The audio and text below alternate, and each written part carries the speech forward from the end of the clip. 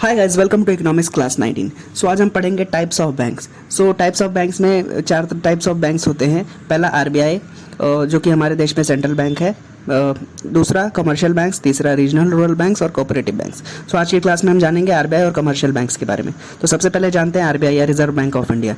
किसी भी देश में उस देश की मॉनेटरी पॉलिसी या मनी सप्लाई को कंट्रोल करने के लिए, इन्फ्लेशन को कंट्रोल करने के लिए एक सेंट्रल अथॉरिटी होती है, सेंट्रल बैंकिंग इंस्टीट्यूशन होती है। हमारे केस में वो सेंट्रल बैंकिंग इंस्टीट्यूशन आरबीआई है। ओके, आरबीआई का एस्टैब्लिशमेंट हुआ था 1935 में under the RBI act of 1934। 1934 का एक्ट था और 1935 में उसका एस्टैब्लिशमेंट हुआ था। Okay, it is a statutory body. मतलब क्या? स्टैच्यूटरी बॉडी वो बॉडी होती है जिसको पार्लियामेंट के द्वारा लॉ पास करके बनाया गया हो। तो it is a statutory body. It is a central banking institution, जैसा कि मैंने बताया, of our country, that controls the monetary policy of rupee as well as currency reserves. Okay, money supply से रिलेटेड जो भी चीज़ें हैं वो आरबीआई अपने देश में कंट्रोल करता है। ओके, अर्लियर ये एक प्राइवेट बॉडी थी, इसके शेयर्स मतलब प्राइवेट शेयर होल्डर्स के पास पूरी तरीके से, लेकिन 1949 में ये नेशनलाइज हुआ। RBI was nationalised in the year 1949। Okay, 1949 में 1949 में इसको भारत सरकार के अंडर पूरी तरीके से ले लिया गया। ओके, अब जानते हैं सबसे पहले what are the functions of RBI. Okay, उसमें पहला है to regulate the printing and issuing of banks notes. तो बैंक के नोट्स का इशू होना कंट्रोल करता है आरबीआई कि कितना इशू होगा, कब इशू होगा। दूसरा फंक्शन ये है कि to maintain the certain reserves with the objective of maintaining monetary stability. Okay, currency की स्टेबिलिटी बनाने के लिए भी कुछ पैसे रिजर्व्स में होने चाहिए, उसके लिए भी आरबीआई का एक फंक्शन है। सेकंड फंक्शन, जैसे कि हमने जाना कि सर्टन रिजर्व्स आरबीआई के पास रहते हैं मॉनेटरी स्टेबिलिटी को बनाए रखने के लिए। ओके, जैसे हमें पता है कि कैश रिजर्व रेशियो एक क्वांटिटेटिव टूल है जिससे बैंक्स अपने कुछ सर्टन रिजर्व्स आरबीआई के पास में रखते हैं। Okay, certain percentage of their reserve, जितना पैसा उनके पास है, तो वो सीआरआर के तहत आरबीआई के पास रखा जाता है बैंक्स के द्वारा। ओके, उसी वजह से यहाँ पे लिखा है कि certain reserves are kept with the RBI. Okay, तीसरा फंक्शन है आरबीआई का to operate and the credit and currency system of the country. Okay, currency system और क्रेडिट सिस्टम को कंट्रोल करने के लिए आरबीआई का ये एक फंक्शन है। ओके, और मनी सप्लाई और इन्फ्लेशन को भी कंट्रोल करता है। तो जैसे कि हम जानते हैं कि RBI is a bank of issue, currency notes को इशू करता है, पैसे को इशू करता है, मनी सप्लाई को कंट्रोल करता है। एक और इसका फंक्शन है कि ये it acts as a banker to the government. Banker to the government मतलब क्या कि फाइनेंशियल एडवाइज़र है गवर्नमेंट के लिए RBI. Okay, finance related decisions में गवर्नमेंट आरबीआई का एडवाइस लेता रहता है। उसका एक और फंक्शन है कि receives deposit of cash, cheque etcetera from the government. तो गवर्नमेंट के पास जितने भी पैसे आते हैं वो उसको आरबीआई कस्टोडियन की तरह रखता भी है डिपॉजिट के तौर पे। और कभी कभार जब गवर्नमेंट के पास पैसे नहीं होते तो ये आरबीआई क्या करता है, it provides cash to the government also for paying the salary of government employees and all those things.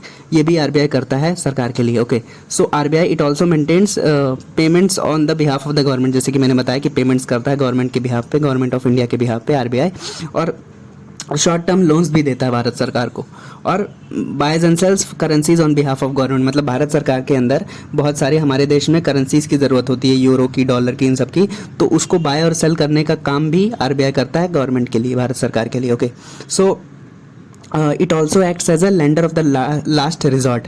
RBI acts as a lender of last resort. मतलब क्या, जब कोई भी कमर्शियल बैंक्स और बहुत सारे तरीके के बैंक्स फाइनेंशियल क्रंच या फिर फाइनेंशियल क्राइसिस का सिचुएशन फेस करते होते हैं तो आरबीआई के पास जाते हैं मदद के लिए। Okay, RBI provides all the reasonable assistance to these commercial banks. Okay, when commercial banks have exhausted their reserves, उनके पास और पैसे बचे नहीं हैं उनके बैंक में, तो वो आरबीआई के पास जाते हैं मदद करने के लिए कि आरबीआई हमारी मदद कीजिए। ओके, आरबीआई रीजनेबली देखता है कि क्या क्या हम मदद कर सकते हैं, उस हिसाब से मदद करता है। ओके, एक और फंक्शन है आरबीआई का कि it acts as a controller of credit. जैसे कि मैंने बताया कि मनी सप्लाई को कंट्रोल जो करेगा वही क्रेडिट को कंट्रोल करेगा, और ये आरबीआई बैंक्स को एडवाइस भी करता है, कमर्शियल बैंक्स और भी बहुत सारे बैंक्स को, कि आप फालतू के पर्पसेस के लिए, स्पेकुलेटिव और नॉन प्रोडक्टिव पर्पसेस के लिए आप लोन मत दीजिए। ओके, जितने भी ज़रूरत के सेक्टर्स है उन्हीं को खाली लोन दीजिए। फालतू का आप अगर लोन देंगे तो इकोनॉमी के अंदर मनी सप्लाई बढ़ेगी, फालतू की इन्फ्लेशन बढ़ेगी जिसकी ज़रूरत है भी नहीं उतनी। Okay, it acts as a controller of credit also. So the most important function of the central bank is to control the credit creation by commercial banks. Okay, for the purpose of this RBI adopts certain qualitative and quantitative methods. जैसे कि हमने पिछले classes में पढ़ा कि कुछ quantitative tools होते हैं मॉनेटरी पॉलिसी के, कुछ क्वालिटेटिव टूल्स होते हैं जिसकी वजह से मनी सप्लाई की क्वालिटी और क्वांटिटी को कंट्रोल किया जाता है. ओके, सो नेक्स्ट अप अभी हम जानेंगे टाइप्स ऑफ बैंक्स में. दूसरा आरबीआई हम पढ़ चुके हैं. दूसरी चीज़ है कमर्शियल बैंक्स क्या होते हैं और उसके टाइप्स क्या होते हैं. ओके, सो सबसे पहले जानते हैं कि कमर्शियल बैंक्स, जैसे नाम से ही पता चल रहा है कि ये कोई भी चीज़ ये प्रॉफिट के लिए की गई रहेगी. Okay, so commercial banks are solely for profit purposes. Okay, so they perform other functions like accepting deposits and guaranteeing loans. जैसे और भी बैंक्स करते हैं वैसे ये भी करता है. ये कमर्शियल बैंक्स का एक एग्जाम्पल है. Okay, apart from taking profits, apart from earning profits. So all types of loans are given by this commercial bank. Short term loans, medium term loans या फिर लॉन्ग टर्म लोन्स, इस तरीके के loans commercial banks के द्वारा दिए जाते हैं. ओके, सो अभी हम पढ़ेंगे types of commercial banks.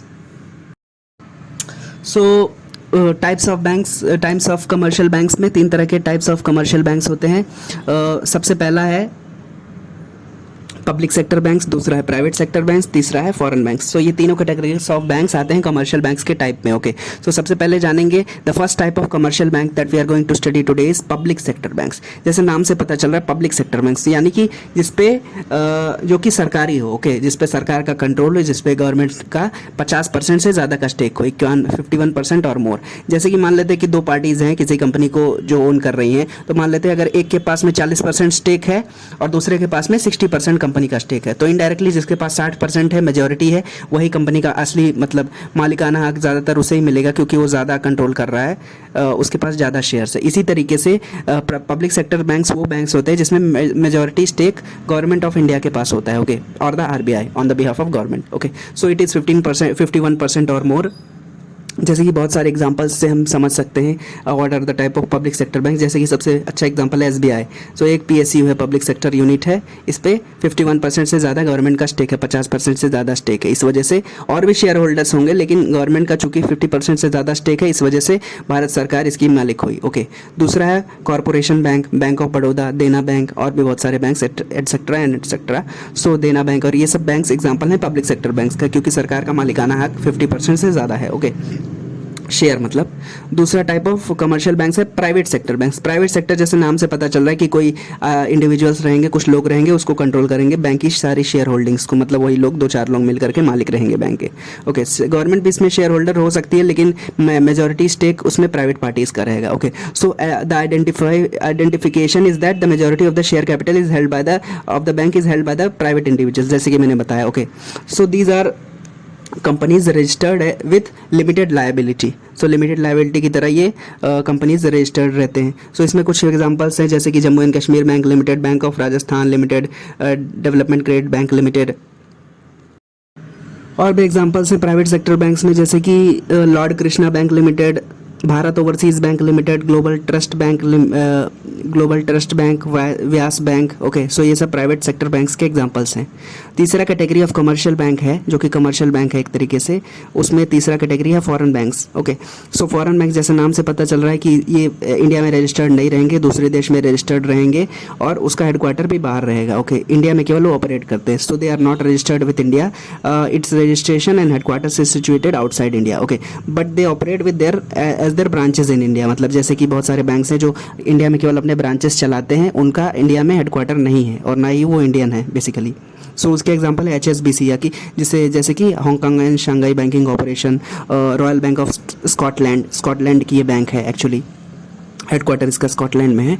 American express bank और भी बहुत सारे बैंक्स हैं जिसका इंडिया में हेडक्वार्टर नहीं है, वो फॉरेन बैंक्स की कैटेगरी में आएंगे और इंडिया में केवल अपने ब्रांचेस चलाते हैं वो बैंक्स. ओके, सो आज हमने पढ़ा टाइप्स ऑफ बैंक्स में 2 टाइप्स ऑफ बैंक्स, पहला आरबीआई, दूसरा कमर्शियल बैंक्स और उसके types. Okay, so next class में हम पढ़ेंगे रीजनल रूरल बैंक्स और कोऑपरेटिव बैंक्स के बारे में और उसके टाइप्स क्या हैं.